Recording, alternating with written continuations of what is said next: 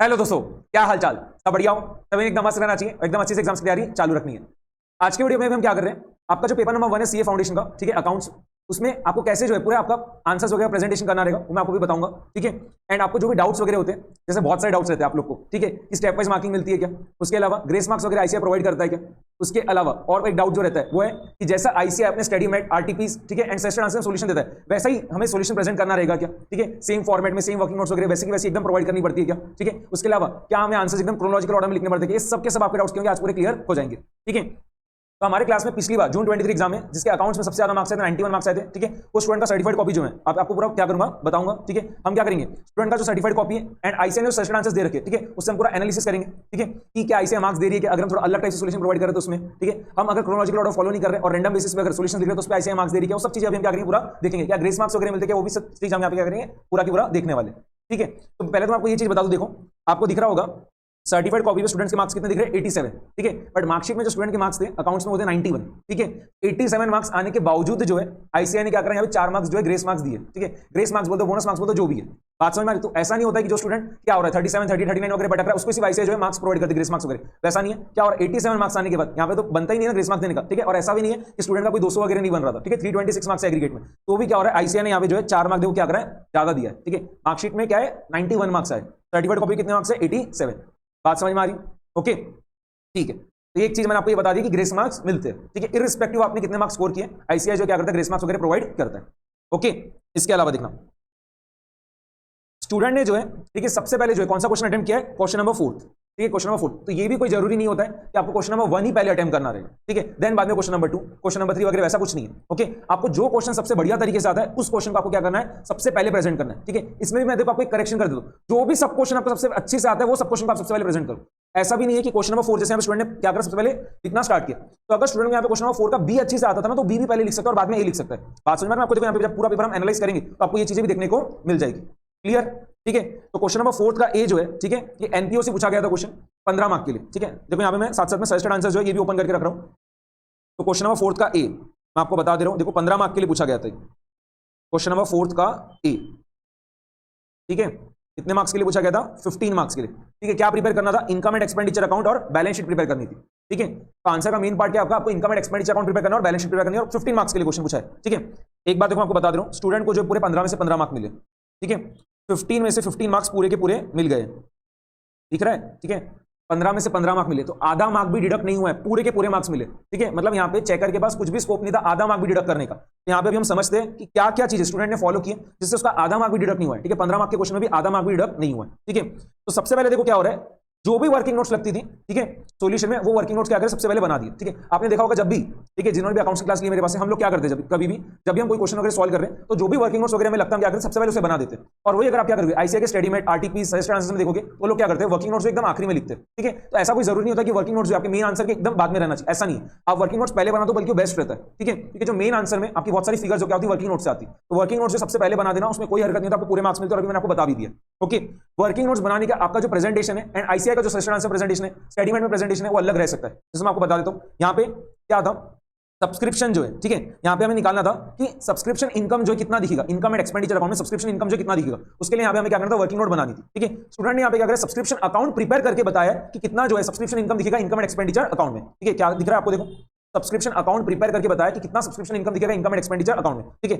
And ICI ने जो है यहाँ पे देखो अपने सजेस्टेड आंसर्स में क्या है, सब्सक्रिप्शन अकाउंट प्रिपेयर नहीं किया, ठीक है, अलग तरीके से क्या करा प्रेजेंट किया कि कितना सब्सक्रिप्शन इनकम दिखेगा इनकम एंड एक्सपेंडिचर अकाउंट में, ठीक है। तो इसका मतलब क्या हो रहा है, वर्किंग नोट्स जो है आपको जो फॉर्मेट में बनाना है बना सकते हो, उसके लिए आपके कोई भी मार्क्स डिडक्ट नहीं होंगे, बात समझ में आ रही है, ठीक है, क्लियर, ओके। एक और चीज आपने देखा होगा यहाँ पे देखो सब्सक्रिप्शन अकाउंट बनाया स्टूडेंट ने तो क्या करा, छोटी से छोटी चीज का भी ध्यान रखा है, डेबिट भी लिखा है क्रेडिट भी लिखा है, बात समझ में आ रही है, ठीक है। अमाउंट इन रुपीज, ठीक है, मतलब इतना सा भी स्कोप नहीं दिया चेकर को कि वो मार्क्स डिडक्ट करे, हर चीज वहां पे क्या पूरी अच्छी से लिख रखी है, बात समझ में आ गया, ठीक है। तो वर्किंग नोट्स जो है पहले देखो उन्होंने पूरे बना दिए, स्टूडेंट ने जो वर्किंग नोट्स जो पहले क्या करा पूरा की पूरा बना दिया। उसके बाद क्या करा है, देखो इनकम एंड एक्सपेंडिचर अकाउंट जो है प्रिपेयर किया, okay, income and expenditure account जो है बनाया, बात समझ में आ रही, ठीक है। इनकम एंड एक्सपेंडिचर अकाउंट जब आप बना रहे हो तो आपको हेडिंग लिखना जरूरी है, आप किसके बुक्स में जो इनकम एंड एक्सपेंडिचर अकाउंट बना रहे हो वो भी लिखा है, in the books of Pune medical aid society, ठीक है, जो भी ऑर्गेनाइजेशन नाम था एनपीओ का नाम था उसका नाम वहां पे लिख दिया, ठीक है। इनकम एंड एक्सपेंडिचर अकाउंट जब प्रिपेयर कर रहे हैं तब भी देखो क्या है, डेबिट भी लिख रखा है यहाँ पे और क्रेडिट भी लिख रखा है, बात समझ में आ गई, ठीक है। तो छोटी छोटी चीजें पर आपको क्या करना है पूरा पूरा यहाँ पे ख्याल रखना पड़ेगा। बात समझ में आ गई? ठीक है, देखो हर जगह यहाँ पे 2 लिख रखा है, हर जगह यहाँ पे बाई लिख रखा है। ठीक है, मैंने देखा बहुत बार स्टूडेंट्स जो ये लोग क्या करते हैं, एक बार 2 लिखते हैं, बाद में क्या होता है, ठीक है, ऐसा कर देते हैं। वो सब चीज नहीं चलेगी। ठीक है, आपको क्या करना, पूरा 2 लिखना रहेगा, यहाँ पे हर जगह पूरा बाई लिखना पड़ेगा। यहाँ पे स्टूडेंट्स बहुत बार क्या करते हैं, 2 और बाई लिखते ही नहीं, डायरेक्टली जो आइटम का नाम लिखना स्टार्ट कर देते हैं। तो ऐसा मत करना। ठीक है, मार्क्स डिडक्ट होते हैं उसके लिए। ओके, आप हेडिंग वगैरह नहीं दोगे ना यहाँ पे, उसके भी क्या होगा, आधा मार्क वगैरह डिडक्ट हो सकता है। बिल्कुल भी आप स्कोप ही मत दो चेकर को मार्क्स डिडक्ट करने का। ठीक है, वर्किंग नोट्स वगैरह में भी आप देखोगे तो देखो हर जगह क्या रुपीज वगैरह लिख रखा है। क्लियर, बात समझ में आ गई? ठीक है, इसके बाद देखना क्या है, इनकम एंड एक्सपेंडिचर अकाउंट बना लिया, उसके बाद क्या करें, बैलेंस शीट प्रिपेयर करना था। ठीक है, क्लोजिंग बैलेंस शीट बनानी थी, बट क्या हो रहा है, वर्किंग नोट में एक और चीज बनाना पड़ रहा था, ओपनिंग बैलेंस शीट। ठीक है, तो देखो यहाँ पे ओपनिंग बैलेंस शीट भी जो है प्रिपेयर करके पहले बता दी, और बाद में जो मेन क्लोजिंग बैलेंस शीट बनानी थी वो भी बता दी। बात समझ में आ गई? Okay, clear. तो देखो यहाँ पे पूरे के पूरे 15 में से 15 मार्क मिले। ठीक है, आधा मार्क भी डिडक्ट नहीं हुआ है। बात समझ में आ गई? तो वर्किंग नोट्स आप क्या करो, पहले दिखा तो चलेगा। वर्किंग नोट्स में आपका जो फॉर्मेट रहेगा, प्रेजेंटेशन रहेगा, वो अलग भी रहता चलेगा, कोई फर्क नहीं पड़ता। फिगर्स वगैरह क्या होना चाहिए, सिर्फ आपकी मैच करनी चाहिए। ठीक है, इसके अलावा क्या है, छोटी छोटी चीजें आपको पूरी ख्याल रखनी थी, हेडिंग्स वगैरह पूरा लिखना रहेगा, किसकी बुक्स में आप अकाउंट बना रहे हो। ठीक है, डेबिट क्रेडिट पूरा लिखना पड़ेगा। इसके अलावा क्या होगा, रुपीज वगैरह जो है पूरा वो आपको लिखना पड़ेगा। बात समझ में आ रही? ठीक है, क्लियर। आपने देखा होगा यहाँ पे किधर भी ओवर राइटिंग वगैरह भी नहीं कर रखी, ओवर राइटिंग वगैरह आपको अवॉइड करना पड़ता है। ओके, तो देखो पूरे 15 में से 15 मार्क यहाँ पे मिल गए। इसके बाद क्वेश्चन नंबर 4 का जो बी था, ठीक है, कि आपका पार्टनरशिप अकाउंट के ऊपर बेस्ड क्वेश्चन था 5 मार्क्स के लिए। यहाँ पे भी देखो क्या है, पूरे 5 में से 5 मार्क्स मिल गए। ठीक है, पूरे 5 में से 5 मार्क मिले। क्लियर। तो यहाँ पे भी अगर आप देखोगे तो क्या था, अगर आप सजेस्टेड आंसर्स में जो प्रेजेंटेशन देखोगे, ठीक है, सजेस्टेड आंसर्स में जो प्रेजेंटेशन दिया है, ओके, एंड स्टूडेंट ने जो प्रेजेंटेशन किया है उसमें फर्क दिखेगा। ठीक है, एग्जैक्ट सेम नहीं है, प्रेजेंटेशन जो है वो एग्जैक्ट सेम वगैरह नहीं है। बात समझ में आ गई? बट तो भी क्या है, पूरा मार्क्स मिला है, क्योंकि जो भी चीजें फाइंड करनी थी, ठीक है, जो भी फिगर्स वगैरह निकालना था, वो क्या करा, एग्जैक्ट पूरा वहां पे स्टूडेंट ने भी निकाल रखा है, तो क्या होगा, पूरे मार्क्स मिल जाएंगे। तो ऐसा नहीं होता है कि आईसीआई ने अपने स्टडीमेट वगैरह में जो प्रेजेंटेशन दे रखा है, ठीक है, जो फॉर्मेट दे रखा है, वो फॉर्मेट आपको एकदम फॉलो ही करना पड़ेगा। ठीक है, आप वर्किंग नोट्स में भी अलग कुछ फॉर्मेट बना सकते हो। ठीक है, मेन क्या है कि वो चीज आप जो बना रहे हो सही रहना चाहिए। ठीक है, एंड आपकी जो फिगर्स वगैरह एकदम करेक्ट आनी चाहिए। बात समझ में आ गई? ओके, क्लियर है कि नहीं? बात समझ में आ गई है पूरा? तो देखो पूरे 5 में से 5 मार्क्स यहाँ पे अवॉइड क्या करें, अवॉर्ड की है। ठीक है, स्टूडेंट्स को जो पूरे 5 में से 5 मार्क यहाँ पे चेक करने दिया है। ठीक है, और स्टेप वाइज मार्किंग रहती है। आप देखना, ये जो पहले बनाया profit and loss appropriation account, उसका क्या हुआ है, 3.5 मार्क मिल गया स्टूडेंट को 5 में से। ठीक है, एंड बाद में क्या हुआ, 1.5 मार्क जो है, जो यहाँ पे मतलब जो भी चीज वर्किंग वगैरह कर रखी, जो भी था उसके और 1.5 मार्क मिले, पूरा मिला के क्या हुआ, 5 मार्क मिल गए। ठीक है, जो ऊपर वाला क्वेश्चन था 20 मार्क्स का, उसमें भी क्या पूरी स्टेप वाइज मार्किंग वगैरह मिली है। ठीक है, जो वर्किंग नोट्स वगैरह बनाया था स्टूडेंट ने, उसके देखो क्या हो रहा है, उसको पहले पूरे 4 मार्क मिल गए। ठीक है, then income and expenditure account जो प्रिपेयर किया था उसके 4.5 मार्क मिले। ओपनिंग बैलेंस शीट जो बनाया उसके 2 मार्क मिले, एंड बाद में बैलेंस शीट जो प्रिपेयर किया उसके 4.5 मार्क मिले। ठीक है, तो यहाँ पे आप देख रहे हो जो मेन आंसर था आपका इनकम एंड एक्सपेंडिचर अकाउंट और बैलेंस शीट, वो तो पूरा मिला कितने मार्क्स के लिए था, 9 मार्क के लिए था। 4.5 मार्क के लिए income and expenditure account and 4.5 mark के लिए बैलेंस शीट, तो 9 मार्क के लिए हुआ। क्वेश्चन कितने मार्क्स के लिए पूछा गया था, 15 मार्क के लिए पूछा गया था, तो 6 मार्क किसके, वर्किंग्स के थे। बात समझ, वर्किंग नोट्स वगैरह इसके लिए क्या है, बहुत इंपॉर्टेंट होता है, वो आपको बनाना ही पड़ेगा। ठीक है, फॉर्मेट वगैरह चेंज हो सकता है आपका, बट आपको बनाना क्या है, कंपलसरी है। आप देख रहे हो 15 मार्क के क्वेश्चन में 9 मार्क का क्या था आपका, income and expenditure account balance sheet, और 6 मार्क के वर्किंग नोट्स थी। बात समझ में आ रही? Okay, clear. चलो, यहाँ पे क्वेश्चन नंबर 4 ए और बी जो था पूरा सॉल्व किया स्टूडेंट, उसको 20 में से 20 मार्क्स पूरे मिल गए। ठीक है, इसके बाद स्टूडेंट ने जो है क्वेश्चन नंबर 2 जो है सॉल्व करना स्टार्ट किया। ठीक है, क्वेश्चन नंबर 2 जो है सॉल्व करना स्टार्ट कर दिया।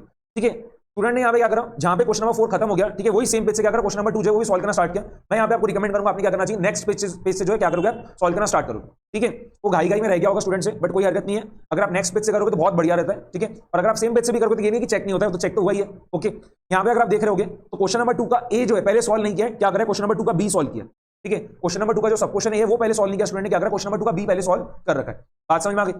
ठीक है, तो ऐसा नहीं आपको उसके लिए स्पेस छोड़ना है, कोई स्पेस छुट्टी हुई दिख रही है यहाँ पे, नहीं दिख रही है ना, तो ऐसा नहीं कि क्वेश्चन नंबर 2 का ए आप बाद में कर रहे हो। ठीक है, तो आपको क्या करना है, पहले उसके लिए स्पेस छोड़ देना, बाद में क्वेश्चन नंबर 2 का बी लिखना है, वैसा नहीं है। आप बिंदास जो है क्वेश्चन नंबर 2 का जो भी आपको सब क्वेश्चन पहले लिखना है, आप क्या करोगे, उसको पहले सॉल्व कर लोगे। ठीक है, तो क्वेश्चन नंबर 2 का बी जो था बैंक रिकंसिलिएशन स्टेटमेंट के ऊपर था, एंड कितने मार्क्स के लिए पूछा गया था, 5 मार्क के लिए पूछा गया था, पूरे के पूरे 5 मार्क मिले। ठीक है, देखो आपको सजेस्टेड आंसर्स में से बता देता हूं, क्वेश्चन नंबर 2 का बी, क्वेश्चन नंबर 2 का जो बी है वो 5 मार्क्स के लिए पूछा गया था, ये रहा। ठीक है, क्वेश्चन नंबर 2 का बी, बैंक रिकंसिलिएशन स्टेटमेंट बनाना है, कितने मार्क्स के लिए, 5 मार्क्स के लिए। ठीक है, एंड स्टूडेंट को पूरे 5 ऑफ 5 मार्क्स मिले हैं यहाँ पे। ओके, तो बैंक रिकंसिलिएशन स्टेटमेंट का वैसे भी क्वेश्चन आता है तो एकदम आसान रहता है। ठीक है, और आप अगर पहले सॉल्व कर दोगे तो बहुत बढ़िया, पूरे के पूरे मार्क्स आपके पॉकेट में आ जाएंगे। तो यहाँ पे देखना बस क्या है, आपको क्या ख्याल रखना है, अगर आपको आधा मार्क भी डिडक्ट नहीं करना है तो ये चीज इंपॉर्टेंट है, आप किसकी बुक्स में बैंक रिकंसिलिएशन स्टेटमेंट बना रहे हो। ठीक है, वो आपको वहाँ पे हेडिंग देनी पड़ेगी, बैंक रिकंसिलिएशन स्टेटमेंट आप कौन से दिन बना रहे हो, वो भी यहाँ पे देखो लिखा हुआ है। बात समझ में आ गई? अमाउंट जो है इन रुपीज वगैरह जो वो भी पूरा लिख रखा है, और बाद में जो पूरा फॉर्मेट रहता है हमारा बीआरएस का वो भी पूरा लिख रखा है। ठीक है, जो भी चीजें पहले ऐड करनी है वो पूरी एक साथ पहले लिख दी, जो भी चीजें बाद में लेस करनी है वो पूरी एक साथ लिख दी। बात समझ में आ गई? ठीक है, और ऐसा कोई जरूरी नहीं कि आपको इनर अमाउंट कॉलम बनाना ही पड़ेगा और एक आउटर अमाउंट कॉलम बनाना पड़ेगा। ठीक है, जो भी चीज आपको ऐड करना पहले इनर अमाउंट कॉलम में लिखो, बाद में उनका एडिशन जो आउटर अमाउंट कॉलम में लिखो, ऐसा नहीं, आप डायरेक्टली भी लिख सकते हो। देखो यहाँ पे लिख भी रखा है, एक ही कॉलम बनाया ना, ऐसा तो है नहीं कि इनर अमाउंट कॉलम और आउटर अमाउंट कॉलम अलग अलग बनाए। ठीक है, तो इतना स्पेस भी नहीं होता है फ्रैंकली, अगर मैं बोलूं तो आपके पास जो क्या होगा, आपको जो शीट्स मिलेगी लिखने के लिए, ठीक है, वहां पे इतना स्पेस भी नहीं रहता है। बात समझ में आ गई? Okay clear. चलो यहाँ पे भी पूरी स्टेप वाइज मार्किंग है, ठीक है, पूरी स्टेप वाइज मार्किंग है। अगर यहाँ पे आपका क्या होता है, लेट्स सपोज करो कोई स्टूडेंट का यहाँ पे पूरा आंसर जो है करेक्ट नहीं हुआ, तो भी क्या होगा, अगर उसने 3 स्टेप 4 स्टेप 5 स्टेप जो भी करेक्ट किया होगा उसके अकॉर्डिंगली क्या होगा, उसको मार्क्स मिल जाएंगे। ठीक है, हर एक राइट का मार्क्स, ये जो आपको ग्रीन टिक दिख रहा है ना यहाँ पे, ठीक है, जो चेकर में यहाँ पे ग्रीन टिक लगा रखा है, ठीक है, सबके मार्क्स है। बात समझ में आ गई? ओके ठीक है। इसके बाद देखना स्टूडेंट ने क्वेश्चन नंबर 2 का सी जो है वो सॉल्व कर रखा है, ठीक है, ये भी क्या है 5 मार्क्स के लिए था। क्वेश्चन नंबर 2 का सी जो है ये भी 5 मार्क्स के लिए था। एंड यहाँ पे भी स्टूडेंट को देखो पूरे 5 में से 5 मार्क्स मिले, ठीक है, पूरा 5 में से 5 मार्क मिला, दिख रहा है सभी को, ठीक है, पूरे 5 में से 5 मार्क यहाँ पे मिल गए। ये जो है इन्वेंट्री का क्वेश्चन है, अगर आप देखोगे तो ये क्या क्वेश्चन नंबर 2 का सी जो है ये आपका इन्वेंट्री का क्वेश्चन है। इस टाइप का सेम क्वेश्चन जो है स्टडीमेट में भी दे रखा है। ओके 5 मार्क्स के लिए पूछा गया था, आपको एडजस्टेड नेट प्रॉफिट जो बताना था एंड साथ में आपको वैल्यू ऑफ स्टॉक बताना था। ओके एकदम सिमिलर टाइप का क्वेश्चन आपको क्या होगा, प्रैक्टिकल प्रॉब्लम्स में दिख जाएगा, इन्वेंट्री के प्रैक्टिकल प्रॉब्लम्स में आपको दिख जाएगा, ठीक है, मे बी सेकंड नंबर का प्रैक्टिकल प्रॉब्लम है। ओके ये 5 मार्क्स के लिए पूछा गया था। यहाँ पे आप देखना पूरे 5 में से 5 मार्क मिल गए स्टूडेंट को। मैं आपको देखो इसका क्या करता हूँ, सजेस्टेड आंसर बताता हूँ, ठीक है, क्वेश्चन नंबर 2 का सी, क्वेश्चन नंबर 2 का सी जो है इसका मैं आपको सजेस्टेड आंसर यहाँ पे बता रहा हूँ। ओके तो यहाँ पे देखना profit and loss adjustment account prepare किया गया, ठीक है, profit and loss adjustment account, और बाद में जो है इन्वेंट्री का वैल्यू जो है फाइंड किया गया। Profit and loss adjustment account जो प्रिपेयर किया उससे क्या होता है, एडजस्टेड प्रॉफिट आ जा रहा है एंड बाद में वैल्यू ऑफ इन्वेंट्री जो है फाइंड कर लिया, ठीक है। यहाँ पे स्टूडेंट ने भी क्या करा, पहले profit and loss adjustment account किधर भी बनाया हुआ दिख रहा है आपको, स्टूडेंट ने यहाँ पे किधर भी profit and loss adjustment account बनाया है क्या, नहीं बनाया, ठीक है, अलग तरीके से प्रेजेंटेशन किया बट पूरे मार्क्स मिले, ठीक है। मैंने भी क्लास में जो जब ये क्वेश्चन कराया था profit and loss adjustment account आपको बना के नहीं बताया था, ठीक है, नॉर्मल एड एलएस करके बताया था, ठीक है, एंड उसके थ्रू हमने क्या करा था, एडजस्टेड नेट प्रॉफिट जो है फाइंड किया था। बात समझ में, स्टूडेंट ने भी सिमिलर तरीके से पूरा प्रेजेंटेशन किया और पूरे मार्क्स मिले, आधा मार्क भी डिडक्ट नहीं हुआ है। बात समझ में आ गई, ठीक है। तो ऐसा नहीं होता है कि सजेस्टेड आंसर्स वगैरह में जैसा प्रेजेंटेशन है वो सेम प्रेजेंटेशन अगर आप फॉलो करोगे तो ही मार्क्स मिलते, वरना मार्क्स नहीं मिलते, आपकी कुछ मार्क्स डिडक्ट हो जाएंगे, ऐसा कुछ भी नहीं है। बात समझ में आ गई, ठीक है। ओके चलो बस एक चीज है, आपको क्या करना रहेगा, हेडिंग्स वगैरह जो प्रॉपर देते जाया करो, ठीक है। किसकी बुक्स में आप क्या कर रहे हो पूरा काम, अमाउंट इन रुपीज वगैरह, ठीक है, ओवर राइटिंग वगैरह एकदम अवॉइड करो, ठीक है। जहां पे भी आपको क्या करना है, एक्सप्लेनेशन देना है कि फिगर्स वगैरह कैसे आई है, आप क्या करो पूरा ब्रैकेट में दिखा दो, या अलग से वर्किंग नोट बनाने का टाइम है तो ऐसे करके दिखा दो, ठीक है। टाइम पे डिपेंड करता है कितने मार्क्स के लिए पूछा गया उसके ऊपर डिपेंड करता है। जैसे क्वेश्चन सिर्फ 5 मार्क्स के लिए पूछा गया, ठीक है, तो यहाँ पे क्या स्टूडेंट ने देखो क्या करा, जो फिगर्स वगैरह आ रही है सेपरेट वर्किंग नोट नहीं दिया, यहाँ की यहाँ करके बता दिया। बात समझ में आ गई, चलेगा। 5 मार्क्स के लिए पूछा था तो सेपरेट वर्किंग नोट जो अलग से देने की जरूरत नहीं है। ओके क्लियर, ठीक है। तो यहाँ पे मैंने आपको बता दिया क्वेश्चन नंबर 3 का 2 का सी, ठीक है, क्वेश्चन नंबर 2 का सी जो था 5 मार्क्स के लिए, यहाँ पे भी क्या स्टूडेंट को पूरे 5 में से 5 मार्क्स मिले। अब क्वेश्चन नंबर 2 का ए जो स्टूडेंट ने सॉल्व किया तो है, ठीक है, बट बाद में सॉल्व किया, कुछ भी स्पेस वगैरह यहाँ पे छोड़ा है क्या, नहीं, ठीक है, बिल्कुल स्पेस वगैरह छोड़ना अवॉइड करो, ठीक है। आपको क्वेश्चन सॉल्व करना है, बाद में सॉल्व कर लेना, ठीक है। बस आपको एक चीज का क्या ख्याल रखना है कि आप कभी भी मेन क्वेश्चन नंबर और सब क्वेश्चन नंबर हर बार लिखो। यहाँ पे आप देख रहे होगे, ठीक है, जो मैं आपको हर बार बताता हूँ क्लास में कि क्वेश्चन नंबर 2 का देखो क्या करा है, बी लिखा है, ठीक है, मेन क्वेश्चन नंबर भी है सब क्वेश्चन नंबर भी। फिर यहाँ पे देखना क्वेश्चन नंबर 2 का सी, मेन क्वेश्चन नंबर भी है सब क्वेश्चन नंबर भी। बात समझ में आ गई, यहाँ पे भी आप देखना पहले किसमें भी क्वेश्चन नंबर 4 का ए लिखा हुआ था पहले, ठीक है, क्वेश्चन नंबर 4 का ए, ठीक है, मेन क्वेश्चन नंबर भी है सब क्वेश्चन नंबर भी। देन क्वेश्चन नंबर 4 का देखो बी लिखा हुआ है, क्वेश्चन नंबर 4 का बी। तो आप हर बार मेन क्वेश्चन नंबर और सब क्वेश्चन नंबर लिखा ही करो, ठीक है। बात समझ में आ गई, ओके। इसके बाद देखना स्टूडेंट ने जो क्या करा, क्वेश्चन नंबर 3 जो है उसको सॉल्व करना स्टार्ट कर दिया। अब क्वेश्चन नंबर 3 में भी जो सब क्वेश्चन ए था उसको पहले सॉल्व नहीं किया, उसको लग रहा था कि सब क्वेश्चन भी उसको अच्छे से आता है, तो पहले क्या कर, सब क्वेश्चन नंबर बी जो उसको पहले क्या कर प्रेजेंट कर दिया। बात समझ में आ गई, कुछ भी स्पेस वगैरह छोड़ा है कि किधर भी कि बाद में लिख देंगे वगैरह, नहीं। क्वेश्चन नंबर 3 ए सॉल्व तो किया है, ठीक है, बट बाद में कराएं तो बाद में लिख दिया, कुछ भी स्पेस वगैरह उसके लिए छोड़ा नहीं था अलग से। ओके तो देखो क्वेश्चन नंबर 3 लिखा, सब क्वेश्चन नंबर बी, ये चीज एकदम क्या करो, गार्ड बांध लो कि आपको मेन क्वेश्चन नंबर और सब क्वेश्चन नंबर लिखना जरूरी है। ओके जब भी आप रैंडम ऑर्डर वगैरह पेपर सॉल्व कर रहे हो तो आपको ये चीज करना जरूरी रहेगा, ठीक है। आपका पेपर डेफिनेटली पूरा चेक होता है, आपको पूरे मार्क्स मिले भी जाते हैं। ओके ये करने से क्या होता है, जब आप रैंडम ऑर्डर पेपर सॉल्व कर रहे हो उसमें क्या होता है, स्टूडेंट क्या करता है, जो भी उसको सब क्वेश्चन अच्छे से आते हैं, जो भी क्वेश्चन उसको अच्छे से आते हैं सबसे पहले उसको प्रेजेंट कर देता है। लेट्स सपोज आपको 100 मार्क का पेपर आपने देखा क्वेश्चन पेपर, ठीक है, आपको जो 15 मिनट का रीडिंग टाइम मिला उसमें आपने पूरा पेपर जो है देख लिया, उसमें से आपको क्या देखा कि 60 मार्क का पेपर में तो एकदम बढ़िया आता है, एकदम ही अच्छे से आता है, ठीक है। उसमें हो सकता है कि क्वेश्चन नंबर 2 जो था 20 मार्क्स, उसमें से मेरे को 10 मार्क का कुछ आ रहा है, क्वेश्चन नंबर 4 जो पूरा 20 मार्क का आ रहा है, ठीक है, क्वेश्चन नंबर 5 जो उसमें से मेरे को 10 मार्क का चीज अच्छे से आता है, ठीक है, क्वेश्चन नंबर 1 में से भी मेरे को 10 मार्क का कुछ अच्छे से आता है। तो मैंने क्या करा, जो चीज मेरे को अच्छे से आती थी सब मैंने क्या करा पहले प्रेजेंट कर दिया, और बाद में क्या करा 60 मार्क का मेरा पेपर पूरा लिख के हो गया अच्छे से। अब जो 40 मार्क की चीजें मेरे को अच्छे से नहीं आती थी या जो थोड़ा टाइम कंज्यूमिंग लगता था उसको क्या करा मैंने बाद में लिखना स्टार्ट किया। तो ऐसे करने से क्या होता है, आपका पेपर भी टाइमली क्या होगा पूरा कंप्लीट हो जाएगा। एंड जब चेकर, ठीक है, आपकी कॉपी चेक कर रहा है, ठीक है, आपका जब आंसर शीट चेक कर रहा है उसमें क्या होगा, उसका एक अच्छा पॉजिटिव इंप्रेशन बन जाएगा, ठीक है, कि स्टूडेंट ने जो पहले स्टार्टिंग में लिख रखा है सब करेक्ट है, ठीक है, पॉजिटिव इंप्रेशन क्रिएट हो जाता है उससे, ठीक है, जिसका आपको हेल्प मिलेगा बाद के आपके जो आंसर्स आपने थोड़े ऊपर नीचे लिख रखे हैं उसके अंदर। ओके ठीक है, तो क्वेश्चन नंबर 3 का बी जो था देखो ये था आपका बिल ऑफ एक्सचेंज पे, ठीक है, 5 मार्क्स का क्वेश्चन। एंड यहाँ पे एंट्रीज पास करनी थी, ठीक है, यहाँ पे आपको क्या करना था, एंट्रीज पास करनी थी। सिमिलर टाइप का क्वेश्चन जो है पूरा क्या है आपका स्टडीमेट के अंदर भी गिवन। एंड एक चीज देखो मैं यहाँ पे फिर से बता दे रहा हूँ, आपने क्या करना है, स्टडीमेट भी अगर आप पूरा अच्छे से कर लेते हो, आप इजीली 100 में से 100 मार्क्स भी लेके आ सकते हो अकाउंट्स में, ठीक है। ऐसा कोई आपको बहुत मेजर सरप्राइज एलिमेंट वगैरह पेपर में कभी भी देखने को नहीं मिलेगा। तो अगर आप स्टडीमेट भी पूरा कर लेते हो, ठीक है, तो आपको पूरे क्वेश्चंस बन ही जाएंगे आपके, ठीक है, पेपर के आपके सारे क्वेश्चंस बन जाते हैं। सिर्फ क्या होता है, फिगर्स वगैरह चेंज करके आती है, बाकी क्वेश्चंस की ड्राफ्टिंग वगैरह क्या होता है, सिमिलर लाइंस पे रहती है, जो क्वेश्चंस हम स्टडीमेट वगैरह में से करते हैं उसमें से। ओके, आरटीपीस वगैरह में भी जो हम क्वेश्चन सॉल्व करते हैं उसमें कभी भी ऐसा नहीं दिखा कि कोई बहुत हटके अलग से क्वेश्चन पूछ लिया। कभी कभी कोई क्वेश्चन रहता है उसको हम क्लास में वैसे भी निपटा देते हैं, ठीक है। बट स्टडीमेट अगर आप पूरा अच्छे से कर ले तो एक एक इलस्ट्रेशन, एक एक प्रैक्टिकल प्रॉब्लम, ठीक है, then true and false question वगैरह पूरा अच्छे से, तो आपको वैसे ही पूरा पेपर बन जाता है। ओके, एंड यहाँ पे देखो जर्नल एंट्रीज पास करनी थी ना, ठीक है, यहाँ पे क्या था, यहाँ पे जर्नल एंट्रीज पास करनी थी, नरेशन लिखना जरूरी है, ठीक है। अगर पूरे मार्क्स चाहिए तो क्या करना पड़ेगा, आपको नरेशन लिखना ही पड़ेगा, वरना यहाँ पे आपके मार्क्स डिडक्ट हो जाएंगे, ठीक है। तो क्वेश्चन नंबर 3 का बी जो होता है 5 मार्क्स के लिए पूछा गया था। स्टूडेंट ने देखो क्या करा है, हर एंट्री पे नरेशन पास किया है, ठीक है, लिखा है, हर एंट्री में नरेशन लिखा है। बात समझ में आ रही, ठीक है। यहाँ पे फॉर्मेट भी प्रॉपर बनाना पड़ेगा, ठीक है, particulars, debit amount in rupees, credit amount in rupees, ठीक है, रुपीज वगैरह लिखना जरूरी है। बात समझ में आ गई। यहाँ पे आप कौन सी एंट्री पास करो, सीरियल नंबर लिखना भी जरूरी, 1 2 3 4 5 ऐसा, ठीक है। डेट तो नहीं था, क्या करोगे आप सीरियल नंबर जो यहाँ पे पूरा की पूरा लिखोगे, ठीक है। एंड नरेशन अगर आप लिखोगे तब जाके फुल मार्क्स मिलेंगे, नरेशन अगर आप नहीं लिखते हो तो हो सकता है यहाँ पे क्या है 5 में से 4 मार्क्स ही दे, आपका 1 मार्क डिडक्ट कर दे, ठीक है, 4.5 ही दे, आधा मार्क डिडक्ट कर दे। बात समझ में आ गई, ठीक है, ओके। चलो क्वेश्चन नंबर 3 का सी जो था, यहाँ पे भी क्या था, जर्नल एंट्रीज पास करनी थी, ठीक है। ये वाला क्वेश्चन था आपका sale of goods on approval और रिटर्न बेसिस पे, ठीक है। देखो आपको बता भी देता हूँ, क्वेश्चन नंबर 3 का बी जो था, ये देखो 5 मार्क्स के लिए था, ये बिल ऑफ एक्सचेंज के ऊपर। सिमिलर टाइप का क्वेश्चन आपको ध्यान में भी आ गया होगा इलस्ट्रेशन में, ठीक है, जहां तक मुझे ध्यान में आ रहा है कि हमारे स्टडीमेट के इलस्ट्रेशन के अंदर दे रखा है, ठीक है। इसके अलावा देखो क्वेश्चन नंबर 3 के सी में क्या था, चॉइस था, ठीक है, अटेम्प्ट एनीवन बोल रखा था, एंड 5 मार्क्स के लिए पूछा गया था। यहाँ पे जो फर्स्ट पार्ट है ये क्या था आपका एवरेज ड्यू डेट का था, ठीक है। एंड क्वेश्चन नंबर 3 के सी का जो सेकंड पार्ट है वो क्या था, sale of goods on approval और रिटर्न बेसिस के ऊपर था, वो भी 5 मार्क्स के लिए, ओके। तो यहाँ पे इन दोनों में से आपको कोई भी एक सॉल्व करना था, ठीक है। तो स्टूडेंट ने जो यहाँ पे क्या करा, एवरेज ड्यू डेट का ना सॉल्व करते, sale of goods on approval और रिटर्न बेसिस का क्वेश्चन जो है सॉल्व कर रहा है, ठीक है। यहाँ पर भी क्या था, आपको एडजस्टमेंट एंट्रीज जो है पूरी पास करके बतानी थी और बैलेंस शीट एक्सट्रैक्ट जो है प्रिपेयर करके बताना था, ठीक है। बैलेंस शीट एक्सट्रैक्ट जो आपको प्रिपेयर करके बताना था। यहाँ पे भी देखना स्टूडेंट को पूरे 5 में से 5 मार्क्स मिले, ठीक है। देखो 3 मार्क्स पूरे और यहाँ पे 2 मार्क और बैलेंस शीट एक्सट्रैक्ट पूरे मिला के 5 मार्क्स मिल गए, ओके। वो जो बिल ऑफ एक्सचेंज का क्वेश्चन था 5 मार्क्स का, उसमें भी देखो पूरे 5 में से 5 मार्क मिले, ठीक है। तो अभी तक हमने जितने भी क्वेश्चन थे उसमें आधा मार्क भी डिडक्ट नहीं हुआ है। तो आप देख रहे हो जो चीज पहले अच्छी से आती थी स्टूडेंट, उसने क्या करा, सबसे पहले उसको प्रेजेंट कर दिया, जिससे उसके पूरे मार्क्स क्या हो रहे, सिक्योर होते जा रहे। बात समझ में आ गई, ठीक है। एक चीज आपने और देखा होगा, हर बार हेडिंग वगैरह प्रॉपर लिख रखी, ठीक है। प्रेजेंटेशन वगैरह एकदम बढ़िया से एक बार हर बार कर रखा है, ठीक है। किधर भी ओवर राइटिंग वगैरह करी भी नहीं है, ठीक है, किधर भी ओवर राइटिंग आपको करी हुई दिख रही है क्या, नहीं है। बात समझ में आ गई, ठीक है, ओके। तो पूरे मार्क्स यहाँ पे मिलते जा रहे। बात समझ में आ रही, ओके, ठीक है। जर्नल एंट्रीज जब भी आप लिख रहे हो नरेशन लिखना जरूरी है। देखो यहाँ पे भी नरेशन लिख रखा है, ये देखो नरेशन लिखा है, नरेशन लिखा है, ठीक है। फिगर्स कैसे आ रही है उसका क्या कर एक्सप्लेनेशन भी दे दिया ब्रैकेट की ब्रैकेट में वहां पे। बात समझ में आ गई, यहाँ पे भी देखो नरेशन लिख रखा है, क्लियर, ठीक है। इसके बाद देखो क्वेश्चन नंबर 3 का बी सॉल्व कर लिया पहले, क्वेश्चन नंबर 3 का सी सॉल्व कर लिया। अब क्वेश्चन नंबर 3 का ए भी जो है आता था तो क्या करा, उसको भी सॉल्व कर लिया, ठीक है। ऐसा लग रहा होगा स्टूडेंट को बी और सी ज्यादा अच्छे से आता है और ये थोड़ा इतना बढ़िया से नहीं आता होगा, बट क्या क्वेश्चन नंबर 3 ए थोड़ा उसको लग रहा होगा टाइम कंज्यूमिंग है, या फिर उसको बाद में सॉल्व कर लिया, इसलिए बाद में सॉल्व कर दिया, ठीक है। बट देखो ए बी सी कोई ऑर्डर में सॉल्व किया गया, क्वेश्चन नंबर 3 का ए पहले बाद में बी बाद में सी, ऐसा है क्या, नहीं, पहले बी कर दिया, बाद में सी कर दिया, बाद में ए कर दिया, ठीक है। बस मेन चीज क्या, आप मेन क्वेश्चन नंबर और सब क्वेश्चन नंबर जो है हर बार लिखो, ठीक है। अब ये वाला क्वेश्चन जो है क्या, कंसाइनमेंट अकाउंट के ऊपर, ठीक है। तो यहाँ पे देखना पूरे में से पूरे मार्क यहाँ पे भी मिले, ठीक है। यहाँ पर भी कुछ भी मार्क्स डिडक्ट नहीं हुआ है, पूरे 10 में से 10 मार्क मिले, ओके। तो कंसाइनमेंट का जो क्वेश्चन था इसमें भी पूरे स्टूडेंट को 10 में से 10 मार्क्स मिले। क्या करा, सबसे पहले जो भी वर्किंग नोट लगती थी पूरी वर्किंग नोट्स बना दी, ठीक है। मैं आपको बता देता हूं आईसीआई के सजेशन आंसर्स में जो वर्किंग नोट का फॉर्मेट वगैरह दे रखा है स्टूडेंट ने जो यहाँ पे कर रखा है, ठीक है। दोनों फॉर्मेट्स क्या अलग अलग है, ठीक है, बट पूरे मार्क्स यहाँ पे मिल रखे, देख लो यहाँ पे। आईसीआई तो पहले कभी भी क्या करता है, जो मेन आंसर है पहले वो लिखता है एंड बाद में वर्किंग नोट्स क्या करता है, आखिरी में बताता है, ठीक है। बट वर्किंग नोट्स बनाए बगैर क्या होता है, क्वेश्चन सॉल्व भी नहीं हो पाता, तो पहले आप वर्किंग नोट्स कभी बना दिया करो। वर्किंग नोट्स जो है देखो आईसीआई इसमें वर्किंग नोट्स जो है क्या कर रहा है, इतने में दे रखा है, ठीक है। फॉर्मेट आपने देख लिया वर्किंग नोट्स का क्या कुछ ऐसा दे रखा है। स्टूडेंट ने यहाँ पे जो वर्किंग नोट्स बनाया पूरा अलग तरीके से, ठीक है, पूरा यहाँ पे अलग तरीके से बना रखा है। बात समझ में आ गई, एक एक आइटम के लिए वर्किंग नोट बना के बता दी। एबनॉर्मल लॉस कैसे आ रहा है, कंसाइनमेंट स्टॉक हमने कैसे फाइंड किया, ठीक है।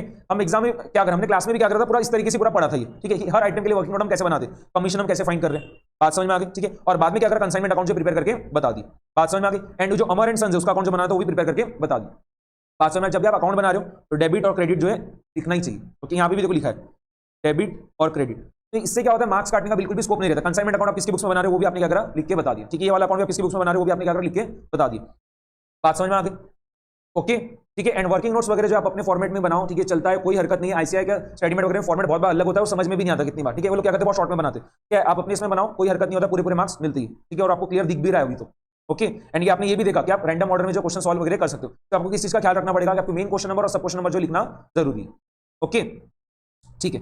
अभी देखो क्वेश्चन नंबर 2 जो है स्टूडेंट ने पहले सॉल्व तो कर लिया था, ठीक है, बट उसका बी और सी पार्ट सॉल्व किया था, ए सॉल्व नहीं किया था, ठीक है। तो अब देखो उसने क्या करा, क्वेश्चन नंबर 2 का ए जो है ये भी सॉल्व करके दे दिया, ठीक है। मेन क्वेश्चन नंबर लिखा है, सब क्वेश्चन नंबर भी लिख रखा है। एंड ये डेप्रिसिएशन का क्वेश्चन था एंड स्टूडेंट 100% वहां पे श्योर नहीं होगा, इसके लिए क्या करा, उसने पहले उसको प्रेजेंट नहीं किया था, ठीक है। उसको अब देखो उसने बाद में लिख दिया यहाँ पे। एंड 10 मार्क्स का क्वेश्चन था ये, यहाँ पे स्टूडेंट श्योर नहीं था, ठीक है, उसको लग रहा था कि कुछ मिस्टेक वगैरह हो सकती है, इसके लिए उसने उसको बाद में प्रेजेंट किया और देखो यहाँ पे उसको पूरे मार्क्स मिले भी नहीं है, कितना है 6.5 मार्क्स मिला, ठीक है। कुछ सिली मिस्टेक वगैरह हो गई है, कुछ फिगर्स वगैरह में, देखो यहाँ पे क्रॉस भी लगा रखा है चेकर ने भी, ठीक है। इस वजह से क्या हुआ, यहाँ पे मार्क्स डिडक्ट हो गए। स्टेप वाइज मार्किंग मिलती है, ये भी समझ में आ गया सभी को, ठीक है। स्टेप वाइज मार्किंग मिलता ही है, जितनी फिगर्स आपकी करेक्ट हो रही है, जितना वर्किंग वगैरह आप सही कर रहे हो, उसके हिसाब से क्या आपको मार्क्स मिलते जा रहे हैं, ओके।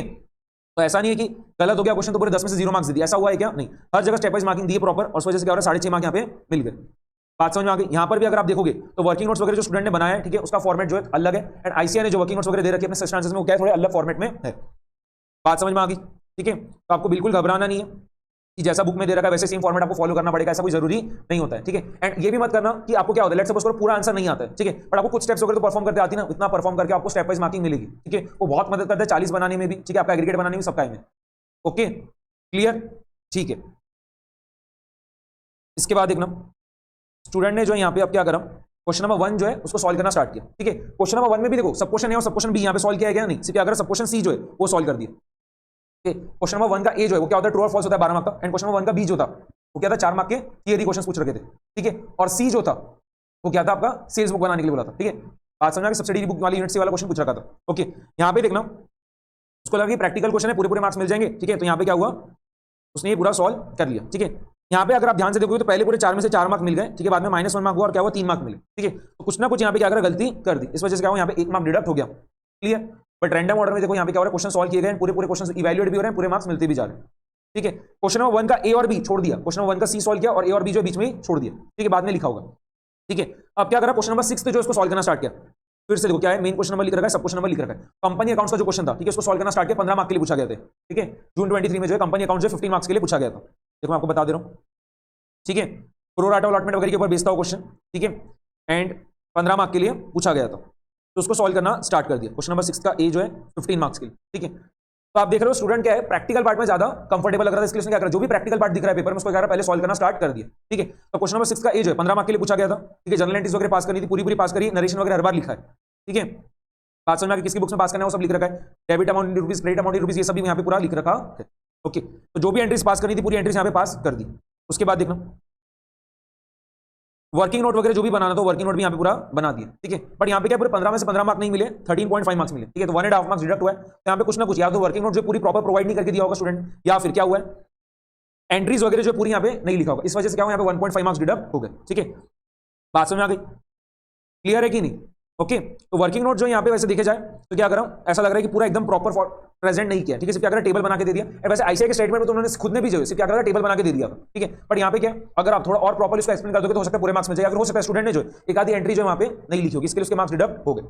बात समझ में, तो 15 में से पूरे 15 नहीं मिले, बट क्या हुआ, 13.5 मार्क्स मिले, ठीक है। तो 1.5 मार्क्स डिडक्ट हो गया, ओके। इसके बाद क्वेश्चन नंबर 6 का बी जो था, ठीक है, उसको सॉल्व किया, 5 मार्क्स के लिए थियरी क्वेश्चन था, ठीक है। अब तो कोई ऑप्शन बचा नहीं, जितने भी प्रैक्टिकल क्वेश्चन थे पूरे सॉल्व कर लिए स्टूडेंट ने, यहाँ पे जितने भी प्रैक्टिकल क्वेश्चन थे पेपर में पूरे सॉल्व कर लिए, ठीक है। अब क्या हुआ, थियरी तो ऑप्ट करना स्टार्ट करना पड़ेगा, तो अब क्या करा, थियरी ऑप्ट करना स्टार्ट कर दी। क्वेश्चन नंबर 6 का जो बी है वो 5 मार्क्स के लिए लिखा, इंपॉर्टेंस ऑफ जर्नल, ठीक है। 5 मार्क्स के लिए पूछा गया था, कितने मार्क्स मिले, देखो 2 मार्क्स मिले। क्लियरली समझ में आ रहा है स्टूडेंट को जो है थियरी इतनी ज्यादा बढ़िया से नहीं आती थी, तो उसने भी क्या करा, थियरी पहले दिखाया भी नहीं चेकर को, ठीक है। उसको बोला ले आखिरी में चेक कर, अभी पहले तू चेक भी मत कर, ओके। जो स्ट्रॉन्ग पार्ट था उसको क्या करा, सबसे पहले प्रेजेंट किया, प्रैक्टिकल पार्ट एकदम बढ़िया से आता था, पूरा की पूरा पहले लिख दिया अच्छे से, ठीक है। तो हार्डली किधर मार्क्स डिडक्ट हुए प्रैक्टिकल वाले क्वेश्चन में, बाकी हर जगह क्या हुआ, फुल में से फुल मार्क्स मिलते गए, ओके। अब इंपॉर्टेंस ऑफ जर्नल जो है, ठीक है, यहाँ पे देखो ये 5 मार्क्स के लिए पूछा गया था, ठीक है। यहाँ पे आप देख रहे हो आंसर्स जो है, ठीक है, स्टूडेंट ने जो आंसर प्रेजेंट किया इंपॉर्टेंस ऑफ जर्नल का क्या करा है, पैराग्राफ फॉर्म में वगैरह प्रेजेंट किया, ठीक है। वही है, अगर आप इसको क्या करते थे, प्रॉपर पॉइंट वाइज फॉर्मेट में प्रेजेंट करते थे तो हो सकता है यहाँ पे मार्क्स आपको ज्यादा मिल जाए, ठीक है। भले यहाँ पे आपके पॉइंट्स वगैरह प्रॉपर भी होंगे, अच्छे भी होंगे, ठीक है। बट क्या है, आप अगर इसको वही बुलेट पॉइंट्स वगैरह में लिखते हो तो आपका क्या होता है, थोड़ा प्रेजेंटेशन बढ़िया लगता है और मार्क्स ज्यादा मिल सकते हैं, ठीक है। जैसे देखो यहाँ पे मैं आपको बता दे रहा हूँ, क्वेश्चन नंबर 6 का बी जो है इंपॉर्टेंस ऑफ जर्नल क्या है, 5 मार्क्स के लिए क्या करा, प्रॉपर यहाँ पे क्या करा, बुलेट पॉइंट्स में जो है यहाँ पे पूरा लिख रखा है, सिर्फ 3 ही पॉइंट्स है, क्रोनोलॉजिकल ऑर्डर, नरेशन और बेसिस ऑफ पोस्टिंग, ठीक है। ये 3 पॉइंट्स आपके स्टडी मेट में भी है, ठीक है। जर्नल आप देखोगे जब यूनिट उसके सेकंड पेज नंबर पे क्या है, इसका पूरा ये पूरा आंसर दे रखा है, ओके। तो क्या यहाँ पे स्टूडेंट ने लिखा होगा, ठीक है, मैंने पढ़ा भी है, पॉइंट्स लिख रखे, ठीक है। 2 मार्क नहीं मिलने चाहिए, बल्कि वहां पे कम से कम 3.5 मार्क मिलने चाहिए थे। बट क्या हुआ, प्रेजेंटेशन इतना बढ़िया नहीं था, पैराग्राफ फॉर्म में दे रखा है, लिख रखा है, ठीक है। इसके अलावा मैंने देखा था जब रीड किया मैंने क्वेश्चन आंसर जो लिख रखा है स्टूडेंट ने, क्या हुआ, वहां पे कुछ पॉइंट्स रिपीट किए, ठीक है। तो रिपीट वगैरह मत करा करो, बीकॉम का एग्जाम नहीं, क्या करो, प्रॉपरली जितना आपको लग रहा है, जितना आपको आता है इतना ही लिखा करो, रिपीट वगैरह मत करो चीजों को, एंड प्रेजेंटेशन थोड़ा सही से करो। जब भी थियरी क्वेश्चन वगैरह दिख रहे क्या करो, उसको बुलेट पॉइंट्स वगैरह प्रेजेंट करा करो, ठीक है। एंड जो भी आपको कीवर्ड्स वगैरह लगे उसको क्या करो, अंडरलाइन कर दिया करो, चेकर की नजर सीधा उस पे जाए, बात समझ में आ गई, ओके। तो प्रेजेंटेशन थोड़ा बढ़िया लगता है, क्लियर, ठीक है। इसके बाद देखना अब क्वेश्चन नंबर 1 का जो ए और बी बचा था ना, उसको क्या करा स्टूडेंट ने सॉल्व कर दिया। क्वेश्चन नंबर 1 लिख दिया यहाँ पे, सब क्वेश्चन नंबर ए, बात समझ में आ गई। 12 मार्क के आपको ट्रू और फॉल्स आते हैं, उसको लिखना स्टार्ट किया, ठीक है। तो यहाँ पे देखो क्या है, पूरा लिखते गए, यहाँ पे भी क्या अच्छे खासे मार्क्स पूरे मिल रखे हैं, 12 में से 10 मार्क मिल रखे हैं, ठीक है। हर जगह 2 में से 2 नहीं मिला है, पहले वाले इसमें 2 में से 2 मिल गया, फिर इसमें 1.5 मिला है, इसमें भी 1.5 मिल रखा है, देन इसमें भी 1.5 है और आखिरी वाले इसमें भी 1.5, ठीक है। तो आधा आधा मार्क करके क्या 2 मार्क डिडक्ट कर दी, ठीक है। वैसे मैंने यहाँ पे सोल्यूशन पढ़ा है स्टूडेंट का, और उसको अगर आप मैच भी करोगे, ठीक है, तो बहुत जगह ऐसा था कि आधा मार्क डिडक्ट नहीं करना चाहिए था, बट तो भी चेकर ने डिडक्ट कर दिया। अब वो कुछ नहीं कर सकते, थोड़ा सब्जेक्टिविटी तो आता ही, ठीक है, उनकी चेकिंग में। तो यहाँ पे मिलना चाहिए था वैसे देखिए जाए तो 11 मार्क के आसपास, ठीक है, बट क्या करा 10 मार्क दिया, तो 1 मार्क यहाँ पे भी कम दिया। एंड थियरी वाले इसमें भी क्या था, वो जो इंपॉर्टेंस ऑफ जनरल का क्वेश्चन था वहां पे भी 3.5 मार्क वगैरह बनने चाहिए थे, बट 2 ही मार्क दिए, ठीक है। कभी भी तो क्या होता है, जो थियरी वाला पार्ट है वहां पे सब्जेक्टिविटी ज्यादा आ जाती है, ठीक है। तो क्या है वहां पे आप कुछ भी बोल भी नहीं सकते, ठीक है, मार्क्स वगैरह क्यों कम दिए वगैरह वैसा। बट प्रैक्टिकल वाले पार्ट में क्या, अगर आपकी फिगर्स वगैरह सब सही आती जाती है तो आपको क्या पूरे पूरे मार्क्स मिलते जाएंगे, ठीक है। तो कभी प्रैक्टिकल पार्ट अपना इतना स्ट्रॉन्ग रखो कि वहां पे आपके 80 मार्क वगैरह बन जाए, ठीक है, 75 मार्क्स वगैरह तो वैसे वहां पे पूरे बन जाए, ओके, क्योंकि वहां पे मार्क्स काटने का इतना स्कोप भी रहता नहीं। क्लियर, ठीक है। इसके बाद देखना क्वेश्चन नंबर 1 का बीज होता वो भी क्या था, थियरी क्वेश्चन था, वो भी ऑप्ट कर दिया, ठीक है। 4 मार्क के लिए क्या पूछा था, कंजर्वेटिज्म के बारे में पूछा था, फ्लोटिंग चार्ज वो पूछा था, ठीक है। और भी चीज पूछी थी, मटेरियलिटी एंड एक्स्ट्राऑर्डिनरी आइटम, ठीक है। एक मार्क के लिए सब चीज था। तो यहाँ पे स्टूडेंट देखो क्या है, उसको कंजर्वेटिज्म अच्छे से पता था, कंजर्वेटिज्म उसने लिख दिया। फ्लोटिंग चार्ज पता था अच्छे से, उसको पहले लिख दिया, बल्कि 3rd और 4th था, ठीक है, 2nd और 4th था, sorry, conservatism and floating charge जो 2nd और 4th था, पर उसको पहले अच्छे से आता था, उसको क्या उसने सबसे पहले लिख दिया। इसके बाद मटेरियलिटी इतना बढ़िया से नहीं आता होगा, ठीक है, एंड एक्स्ट्राऑर्डिनरी आइटम इतना बढ़िया से नहीं आता, उसको बाद में लिखा। वैसे देखा जाए तो मटेरियलिटी जो है मैंने जो रीड करा है, ठीक है, ऐसा नहीं था कि इधर 0 मार्क्स मिले, बट चेकर ने यहाँ पे क्या करा 0 मार्क्स दिया, ठीक है। यहाँ पे आधा मार्क तो बनता ही था, ओके, बात समझ में आ गई। एंड यहाँ पे भी एक्स्ट्राऑर्डिनरी आइटम वाले इसमें भी क्या आधा मार्क तो बनता ही था। तो यहाँ पे भी क्या थियरी वाले इसमें 2 मार्क दे रखा है चेकर ने, ठीक है, बट क्या वहाँ पे 3 मार्क बनने चाहिए थे। मैं वही आपको बताना चाह रहा हूँ, थियरी वाले पार्ट में सब्जेक्टिविटी का एलिमेंट थोड़ा ज्यादा आ जाता है, ठीक है। तो आपको क्या करना, अपना प्रैक्टिकल पार्ट जो है बहुत ज्यादा स्ट्रॉन्ग रखना है, ठीक है, कि आपका वहाँ पे 75-80 मार्क्स बन जाए, बाद में जो थियरी वाला पार्ट रहता है, ट्रू और फॉल्स को मैं थियरी में काउंट कर रहा हूँ, ओके। एंड जो बाकी आपके जो 4 मार्क के एक आपको आता है क्वेश्चन नंबर 1 के, इसमें थियरी क्वेश्चन, एंड क्लास वाले क्वेश्चन नंबर 6 में आता है थियरी क्वेश्चन, ठीक है। तो उसमें कैसा होता है कि जरूरी नहीं है कि पूरे के पूरे मार्क्स दे चेकर, ठीक है, ऐसा नहीं कि मिलते ही नहीं, मिलते तो है, बट उसके लिए आपको भी क्या है थोड़ा प्रॉपर प्रेजेंटेशन करना रहेगा, ठीक है। जो भी आंसर्स में मतलब आपकी वर्डिंग्स वगैरह वो भी आपकी एकदम प्रॉपर है, जब जाके क्या फुल में से फुल मार्क्स मिलेंगे, ओके। बात समझ में आ गई। तो यहाँ पे देखो पूरा पेपर कंप्लीट हो गया, ठीक है। तो रैंडम ऑर्डर में पेपर लिखा हुआ है, एक बार मैं आपको पूरी चीजें बता दे रहा हूं। ऐसा नहीं क्रोनोलॉजिकल ऑर्डर में पेपर लिखा, ठीक है। ऐसा भी नहीं है कि क्वेश्चन नंबर 2 सॉल्व करना स्टार्ट किया, क्वेश्चन नंबर 2 जो है पूरा एक ऑर्डर में लिखा कि उसमें 3 सब क्वेश्चन है ABC, तो उसको पहले पूरा लिख दिया, ऐसा भी आपको दिखाई किधर नहीं। क्वेश्चन नंबर 2 का B पहले लिख दिया, C पहले लिख दिया, बाद में क्वेश्चन नंबर 3 अटेम्प्ट करना स्टार्ट कर दिया, बाद में क्वेश्चन नंबर 2 का A लिखा, ठीक है। बस एक चीज आपको ध्यान में रखना है, कभी भी क्या है वो मेन क्वेश्चन नंबर और सब क्वेश्चन नंबर लिखो, ठीक है। पेपर कभी भी क्या करो, जो क्वेश्चन आपको सबसे बढ़िया आते हैं उनको सबसे पहले प्रेजेंट कर दो, ठीक है, बहुत बढ़िया चीज होती है, ठीक है। जो भी क्वेश्चन आपको सबसे अच्छे से आते हैं उसको सबसे पहले प्रेजेंट करना स्टार्ट करो, ठीक है। इससे क्या होता है, आपका क्या होगा, पेपर में कोई भी स्पेस वगैरह आपको छोड़नी नहीं पड़ेगी, ठीक है ना। तो मैंने बहुत बार देखा स्टूडेंट्स वगैरह क्या करते हैं, स्पेस छोड़ देते हैं, ठीक है, कि बाद में लिख देंगे, तो आपने टाइम ही नहीं मिलता, स्पेस वैसी वैसी रह जाती है, ठीक है। ऐसा करने पे क्या होता है, अगर आपने क्या करा 3-4 पेज छोड़ दिया ना कभी, ठीक है, और वहां पे अगर आपने वो पेज को बाद में क्या करा ऐसा कट नहीं किया, ठीक है। यहाँ पे तो स्टूडेंट की वजह से क्या हुआ था, पूरा पेपर कंप्लीट हो गया तो कट करने की जरूरत नहीं, बट अगर आपने 3-4 पेज क्या करा छोड़ दिया बीच में, और बाद में आपने क्या करा लिखना स्टार्ट किया, ठीक है। आप सोचे कि बाद में जो टाइम मिला तो हम क्या करेंगे यहाँ पे आंसर लिख देंगे, और आपने क्या करा बाद में पेजेस को स्ट्राइक नहीं किया ऐसा, ठीक है। और यहाँ पे प्लीज टर्न ओवर भी नहीं लिखा बड़े बड़े इसमें, तो हो सकता है कभी चेकर आपका आगे का पेपर चेक ही ना करे, ठीक है। ऐसा मेरे साथ खुद के साथ हुआ है सीए इंटर में, ठीक है। सीए इंटर लॉ का पेपर जो है मेरा क्या हुआ था, आधे से ज्यादा चेक ही हुआ नहीं था, ठीक है। वहां पे मेरा 40 से भी कम आया था मार्क्स, तो फिर मैंने उसको क्या करा था रीचेकिंग में डाला था, एंड मेरे जितने मार्क्स आए थे उतने पूरे मार्क्स बढ़ गए थे।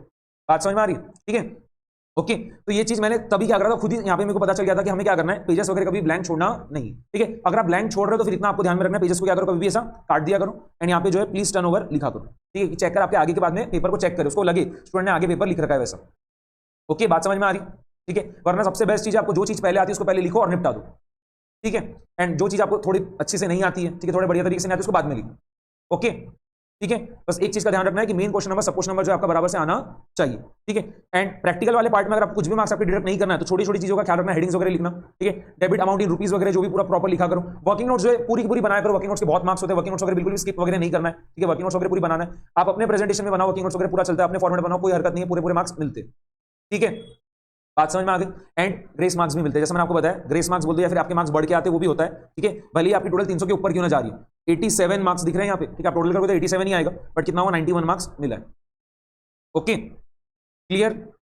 बात समझ में आ गई, ठीक है। तो ये पूरी चीजें आपको ख्याल रखना पड़ेगा। एंड जो 15 मिनट का रीडिंग टाइम मिलता है उसको प्रॉपर्ली यूटिलाइज करा करो। जून 23 का पेपर अगर आपने देखा होगा तो आपको पता होगा कि क्वेश्चन नंबर 5 जो पूछा गया था, ठीक है, पार्टनरशिप अकाउंट्स का क्वेश्चन था, एंड थोड़ा सा अलग टाइप का क्वेश्चन था, ठीक है, जहां पे एडजस्टमेंट वगैरह थोड़ी ज्यादा थी, ठीक है। तो वो क्या था, ऐसा क्वेश्चन था कि जो स्किप कर देना चाहिए और उसकी जगह क्या करना चाहिए, बाकी क्वेश्चन जो पूरा ऑप्ट करना चाहिए, वैसा कि आपको चॉइस मिलता है ना, क्वेश्चन नंबर 2 से लेकर क्वेश्चन नंबर 6 तक जो 5 क्वेश्चन उसमें कोई भी 4 लिखो, ठीक है। तो क्वेश्चन नंबर 5 जो है वहां पे बहुत सारे स्टूडेंट्स ने जो क्या करा था उसको स्किप करा था, ठीक है, और बाकी जो क्वेश्चन उसको ऑप्ट किया था। तो वो भी बराबर से आपको कब समझ आएगा, जो 15 मिनट का रीडिंग टाइम उसका आप जब बराबर से पेपर को जब रीड करोगे तो आपको वहां पे दिखेगा क्वेश्चन नंबर 5 में थोड़े एडजस्टमेंट्स वगैरह ज्यादा है, ठीक है, ट्रिकी लग रहा है क्वेश्चन, सॉल्व करेंगे तो क्या आपको टाइम भी ज्यादा लग सकता है, तो क्या करो छोड़ दो वैसा, ओके। बात समझ में आ गई, ठीक है, क्लियर। ये छोटी छोटी चीजें, बट ख्याल रखोगे तो क्या होगा, आपके वैसे ही थोड़े थोड़े करके मार्क्स क्या होंगे, बढ़ते जाएंगे। ओके, तो ये एक चीज और मैं बार बार रिपीट कर रहा हूँ, रैंडम ऑर्डर वाला जो स्टूडेंट्स बहुत बार पूछते हैं कि सर मार्क्स मिलते हैं रैंडम ऑर्डर में लिखे तो, ठीक है मिलते हैं, ठीक है। बहुत सारे ट्यूटर्स बोलते हैं नहीं मिलते वगैरह, वैसा ऐसा कुछ नहीं, मैंने आपको पेपर ही बता दिया ना, मिलते हैं मार्क्स। मैंने खुद ने जब मेरे पेपर्स वगैरह क्या रैंडम ऑर्डर में लिखा था, ओके, एंड मार्क्स मिलते हैं। बस उसमें एक चीज का ख्याल रखना है, अगर आप मेन क्वेश्चन नंबर सब क्वेश्चन नंबर हर बार नहीं लिखोगे ना, तो फिर वहां पे क्या है 100% आपके मार्क्स कहां से, मतलब चेकर को समझ में कैसे आएगा आपने कौन से क्वेश्चन नंबर का कौन सा क्वेश्चन नंबर सॉल्व कर रखा है, ठीक है, उसको सपना थोड़ी ना गिरेगा। फिर वहां पे क्या है, वो चीज लिखना बहुत ज्यादा जरूरी है। अगर आप वो नहीं लिख रहे और फिर आपको मार्क्स नहीं मिलता तो एकदम करेक्ट है, ठीक है। बट अगर आप वो सब कुछ लिख रहे हो और आपको फिर तो क्या होगा, मार्क्स मिलेंगे, ऐसा कभी नहीं होगा कि वहां पर आपको मार्क्स मिलने वाले नहीं। ओके, समझ में आ गया, ठीक है। तो ये छोटी छोटी चीजें ख्याल रखना, एंड जो है इससे क्या होता है आपका 80+ बनता है, 90+ बनता है, ठीक है। एंड घबराना नहीं है, अच्छे से एकदम पढ़ाई करना है, प्रैक्टिकल पार्ट एकदम अच्छे से पूरा स्ट्रॉन्ग कर लो। फिर 12 मार्क के ट्रू और फॉल्स है, और बाद में जो 4 मार्क का और एक 5 मार्क का क्वेश्चन लिखना रहेगा थियरी का, उसको बराबर से आप कर लो, ठीक है। प्रैक्टिकल पार्ट पूरा स्ट्रॉन्ग कर लेते हो तो क्या हो गया, 80 मार्क में से 80 मार्क अगर लेके आ सकते हो, ठीक है, ऐसा नहीं कि 80 में से 80 नहीं आते, 80 में से 80 वहां पे लेके आ जाओ। 12 में से क्या होगा, 10-11 मार्क तो वहां पे ट्रू और फॉल्स में बन जाते हैं। एंड जो 9 मार्क की आपको थियरी लिखनी पड़ेगी, ठीक है, 8-9 मार्क की, उसमें भी क्या है आपके 5-6 भी बन गए, 95+ भी आपका स्कोर चला जाता है। बात समझ में आ गई, ओके, ठीक है। चलो, तो आपको ये सेशन जो है बहुत ज्यादा हेल्पफुल लगा होगा, आपको समझ में आ गया होगा, ठीक है। आपके जो भी डाउट्स वगैरह थे पूरे क्लियर हो गए होंगे, ठीक है। मैं एक और वीडियो जो यहाँ पे लेके आऊंगा, ठीक है, इसमें आपको बता दूंगा लॉ का पेपर वगैरह भी कैसे प्रेजेंट करना है, ठीक है, लॉ और बीसीआर का पेपर, ओके। एमसीक्यूज वगैरह केस में तो क्या है, मैथ्स का पेपर और जो आपका इकोनॉमिक्स का पेपर है उसमें प्रेजेंटेशन तो कुछ होता नहीं है, क्या करना रहता है आपको, सर्कल ही करना पड़ता है, ठीक, ऑप्शंस को, उसमें प्रेजेंटेशन की बात तो नहीं आती, ठीक है। बट उसकी भी जो है मैथ्स इकोनॉमिक्स में जब भी हमने पूरा पढ़ा था करिकुलम, तब मैंने आपको बताया ही था कैसे आपको मैथ्स का पेपर अप्रोच करना है, ठीक है, इकोनॉमिक्स का पेपर अप्रोच करना है वैसा, ठीक है। तो वो सब चीज आपको ख्याल रखनी पड़ेगी। और अभी सेशंस आते जाएंगे, मैथ्स का आपका रिवीजन सेशन जो अभी स्टार्ट ही है, ठीक है, मैथ्स की रिवीजन सीरीज मैंने अभी एक वीडियो अपलोड भी किया था, ठीक है, जिसमें हमने क्या कर रहा है, वन शॉट जो रिवीजन कर रखा है मेजॉरिटी चैप्टर्स का, मैथमेटिक्स एंड स्टैटिस्टिक्स का, ओके। अराउंड 10 आवर्स 30 मिनट्स वगैरह का सेशन है। एंड उसमें क्या हो रहा है आपका मैथमेटिक्स, बिजनेस मैथमेटिक्स और स्टैटिस्टिक्स के मेजॉरिटी चैप्टर्स जो पूरे कवर हो जा रहे हैं, उसको आप रेफर कर सकते हो। एंड क्या होगा, अभी और थोड़े लाइव सेशंस वगैरह भी आते जाएंगे, ठीक है। कैलकुलस पे आएगा, टाइम वैल्यू ऑफ मनी पे आएगा, सेट सोल्यूशन फंक्शन पे आएगा, पीएनसी पे आएगा, ठीक है, जो उसमें कवर नहीं हुए, ठीक है, जो 10.5 घंटे वाले इसमें कवर नहीं हुए, उनके ऊपर क्या होगा, अभी अलग से सेशन आएगा। एंड अकाउंट्स का भी जो है क्या होगा, वन शॉट रिवीजन जो मैराथन लेक्चर जो मैं अपलोड करने वाला हूं, ठीक है, जिसमें हम जितने भी इंपॉर्टेंट चैप्टर्स है अकाउंट्स की, जो आपका सेकंड वाला मॉड्यूल है, ठीक है, जो स्टूडेंट्स को थोड़ा टफ लगता है, उसको हम क्या करेंगे, पहले पूरा कंप्लीट करेंगे। NPO, partnership accounts, company accounts, ठीक है, इसको पूरा भी एक बार हम निपटाएंगे। फाइनल अकाउंट्स हो गया, then accounting for special transactions, ये सब बड़े बड़े चैप्टर्स को पहले निपटा देंगे, बाद में छोटे छोटे चैप्टर्स को पूरा कंप्लीट करने वाले, ठीक है। तो डेली के क्या होगा, अभी लाइव सेशंस आते जाएंगे कल से, ओके। एंड अकाउंट्स के लिए क्या होगा 27 या 28 से, ठीक है, क्या होगा, मैराथन आना स्टार्ट हो जाएगा। एंड उसमें हम क्या करेंगे और डिटेल में जो है फिर पूरा की पूरा क्या करेंगे, उसमें एक ही दिन में क्या करेंगे 8-10 घंटे जो पूरा मैराथन सेशन लेके अकाउंट्स निपटाते जाने वाले, ठीक है। वैसे मैराथन सेशन जो आपका मैथ्स का भी आएगा और इकोनॉमिक्स का भी आने वाला है, तो फटाफट से जो चैनल सब्सक्राइब कर लो, बहुत इंपॉर्टेंट कंटेंट अभी आने वाला है, ठीक है, जो आपके फाउंडेशन के लिए स्टडीज के लिए जो बहुत ज्यादा